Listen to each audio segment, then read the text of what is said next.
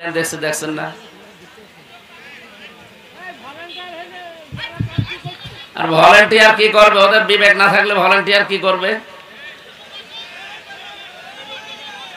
আপনি বসেন, আপনার নড়াচড়ার দরকার নেই। আর এখানে কাউকে উঠতেও দেবেন না, একেবারে নিস্তব্ধ হয়ে যান। তো ভাই যেখানে থাকে থাক, বাড়ি যায় যাক।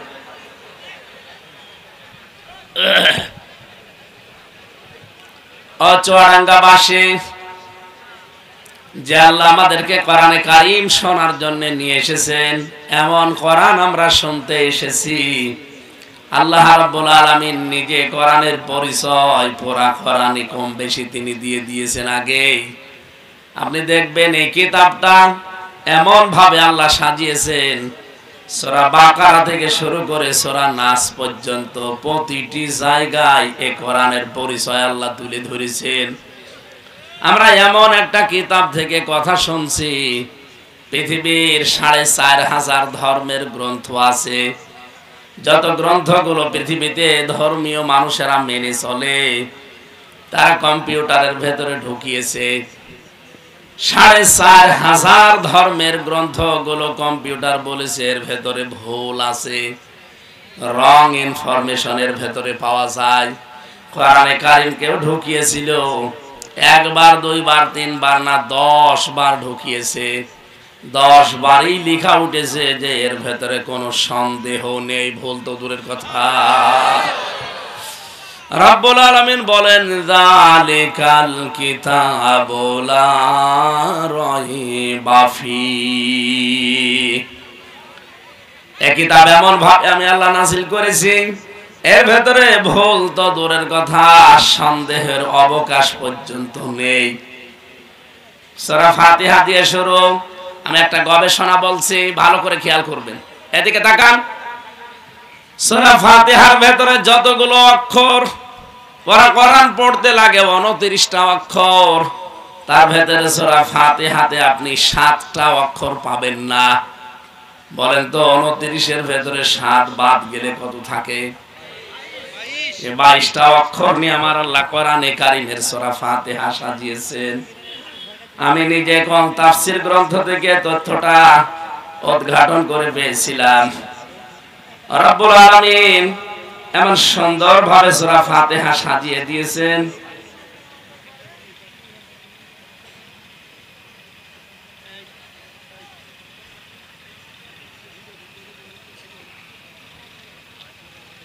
ভালো করে খেয়াল করবেন। যারা জ্ঞানী মানুষ তাদের দেখবেন অ্যাক্টিভ হয়ে আছে। প্রথম নাম্বারে আপনি সূরা ফাতিহার ভেতরে সা অক্ষর পাবেন না।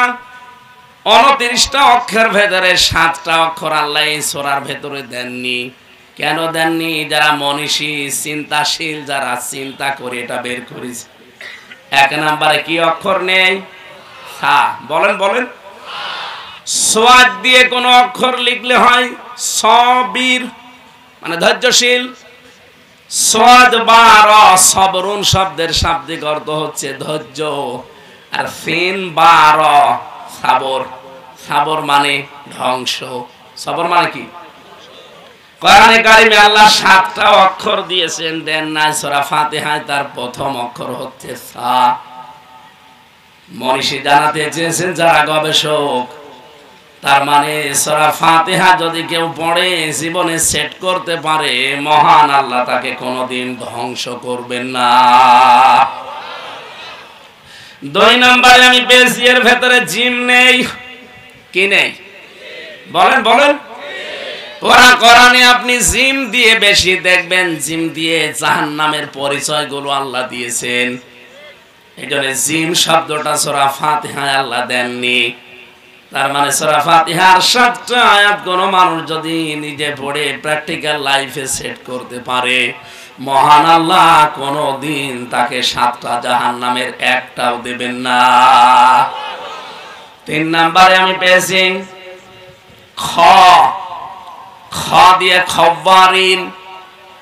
এ শব্দের শাব্দিক অর্থ হচ্ছে ভব ঘুরে, যার কোনো কাজ কাম নেই, যার জীবনের কোনো উদ্দেশ্য নেই।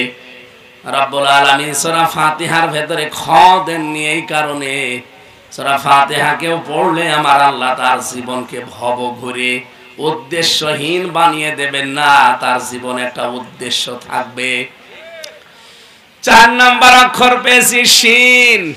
শিন দিয়ে শাখাওয়াত, এর বাংলা অর্থ হচ্ছে দুর্ভাগা। আপনি যদি সত্যি সূরা ফাতিহা পড়ে জীবনে আমল করে যেতে পারেন, আপনি কোনোদিন দুর্ভাগা হবেন না, আপনাকে আল্লাহ সৌভাগ্যের সোপান দিয়ে দেবেন। 5 নাম্বার পেয়েছি ঝা। ঝা দিয়ে ঝাক্কুম। আপনারা জানেন জাহান্নামে একটা গাছ আছে, গাছের নাম বলেন বলেন। ইন্না শাজারাতাজ যাক্কুম তুআমুল আসিম।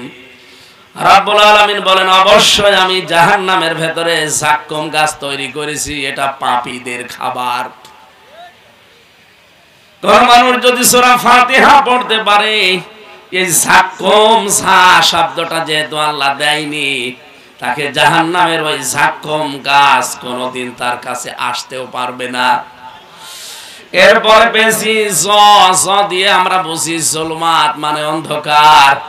সূরা ফাতিহা পড়ে আমল করলে আপনি নিজের জীবনকে অন্ধকারের ভেতরে ঠেলে দিতে পারবেন না, আলো আপনাকে আল্লাহ দেখাবে। 7 নম্বরে পেয়েছি ফা। ফেরাকুন। ফেরাকুন মানে বিচ্ছেদ। রাব্বুল আলামিন বলেছেন, এই পৃথিবীতে অনেক কিছু তোর থেকে বিচ্ছেদ হয়ে যেতে চায়।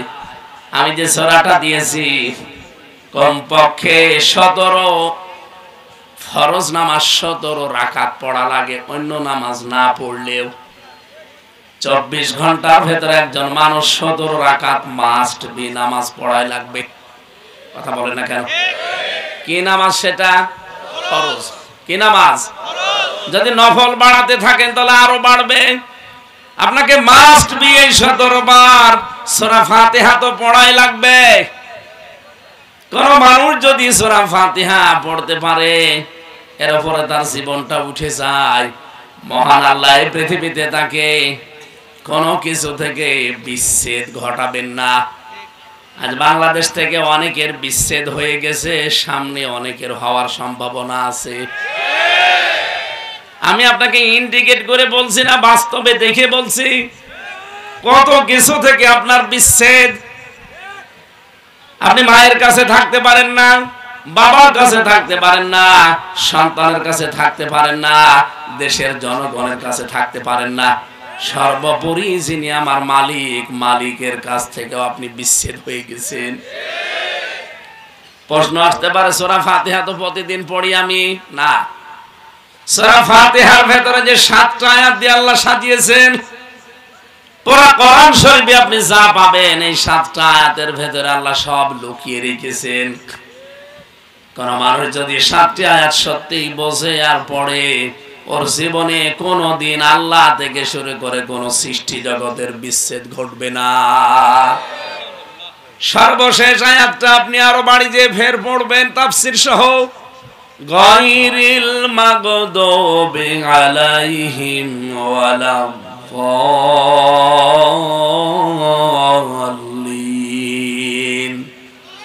মুখস্থ যাদের আছে, জবান খুলে এই দোয়াটা পড়েন, গায়রিল মাগদুবি আলাইহিম ওয়ালাদ-দাল্লিন।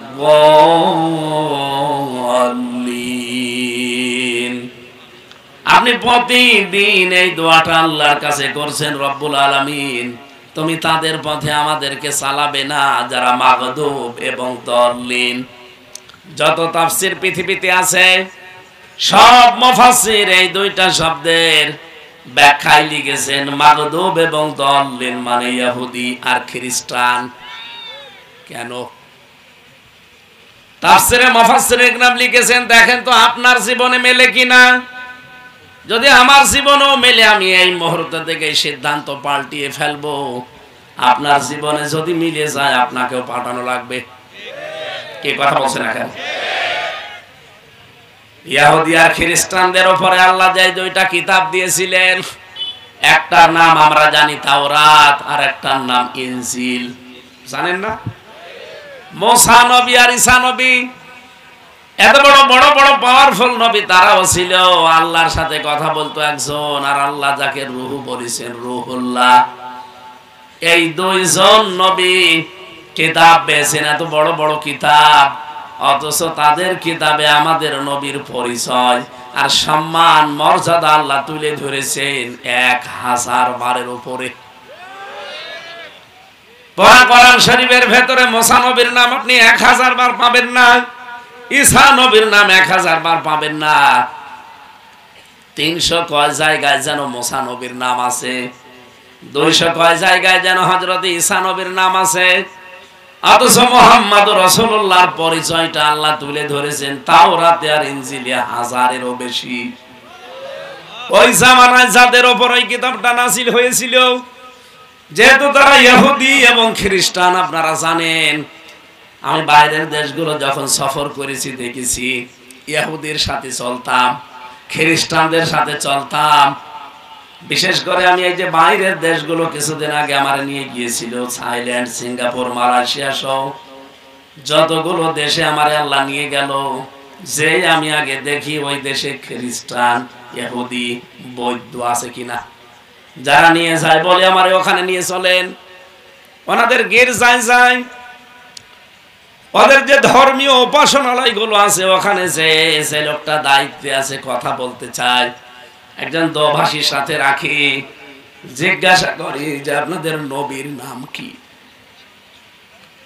ওরা নবীর নাম বলতে গিয়ে খ্রিস্টানের সাথে যেতে মিশলে তারা বলে আমাদের নবীর নাম যিশু। কি বলে?